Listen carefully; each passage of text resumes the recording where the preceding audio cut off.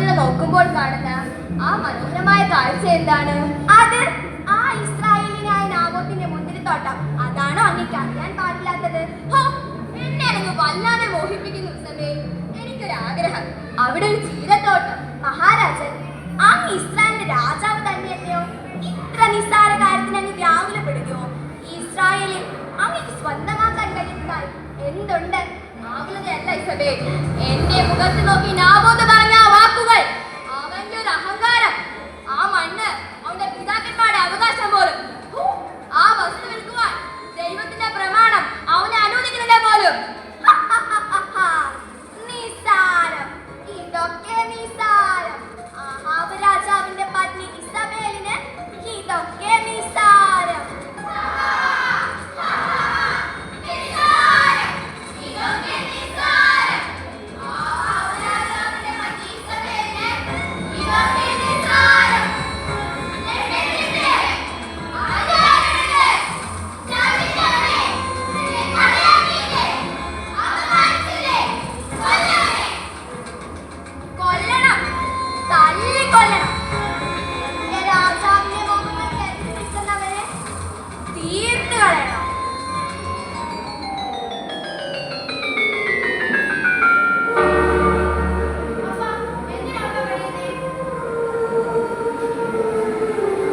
രാജാവായ ആഹാബിന് നമ്മൾ നട്ടുവളർത്തുന്ന മുന്തിരിത്തോട്ടം വിൽക്കുവാൻ ആവശ്യപ്പെട്ടിരിക്കുന്നു. വിലയും വാഗ്ദാനം ചെയ്തിരിക്കുന്നു. എന്റെ കൈകാലുകൾ വിറയ്ക്കുന്നു. ഇനി എന്ത് ചെയ്യും? ഈ ഇസ്രായേൽ ദേശത്ത് ധാരാളം മുന്തിരിത്തോട്ടങ്ങളും ഒലിവത്തോട്ടങ്ങളും സ്വന്തമായുള്ളപ്പോൾ രാജാവിന് എന്തിനാ നമ്മുടെ ഈ കൊച്ചു മുന്തിരിത്തോട്ടം? അപ്പ വിഷമിക്കരുതേ. ഈ മണ്ണ് നമ്മൾ വിലയ്ക്ക് സ്വന്തമാക്കിയതായിരുന്നെങ്കിൽ നിറഞ്ഞ മനസ്സോടെ അത് നൽകാമായിരുന്നു. പക്ഷെ ഇതങ്ങനെയല്ല. പിതാക്കന്മാരുടെ അവകാശം, ദൈവിക കൽപ്പന. ഇല്ല, എനിക്കതിന് കഴിയില്ല. നമുക്ക് പ്രാർത്ഥിക്കാം.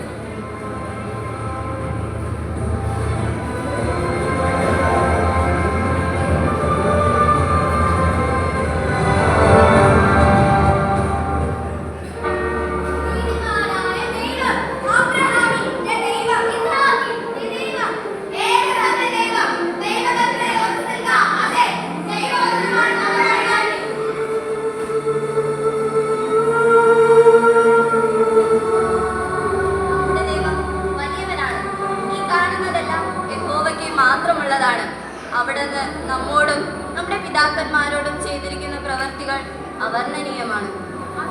നമ്മുടെ ദൈവം വലിയവനാണ്. ജീവൻ പോയാലും ദൈവിക വാഗ്ദത്തം തെറ്റിക്കില്ല.